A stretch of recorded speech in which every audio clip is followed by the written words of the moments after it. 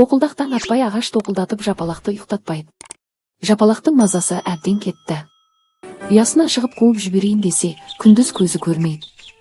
Ол ашуланып түннің болуын күтті. Күткен шақта келді. Күн ұясына батып қараңғы түсе бастады. Жапалақ құстарды жинап тоқылдақты жамандап орманнан қудырып жібереді. Осылай тоқылдақтан құтылған ол емін еркін ұйқыға кіріседі. Бұл оқиғадан кейін жапалақ ұя салған ағашты ешкім мазаламайды. Бір күні түнімен серуендеп әбден шаршаған жапалақ ұйқыға жатады. Біраз уақыт өткен соң оның құлағына құрт кіріп кетеді. Құлағының іші гуілдеп, басы айналған жапалақ далаға зыта жөнеледі.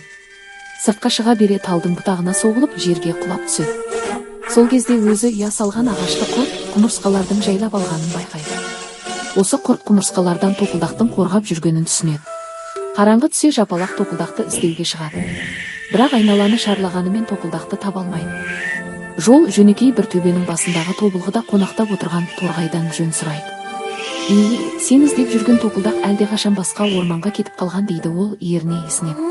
Мен өзіме жақсылық жасап жүрген тоқылдақтың қадірін білмеппін. Енді қалайда оны тауып алып кешірім сұрауым керек. Қайтадан өзіміздің орманға оралуын өтінемін деп жапалақ торғай сілтеген жаққа қарай ұша жөнеледі.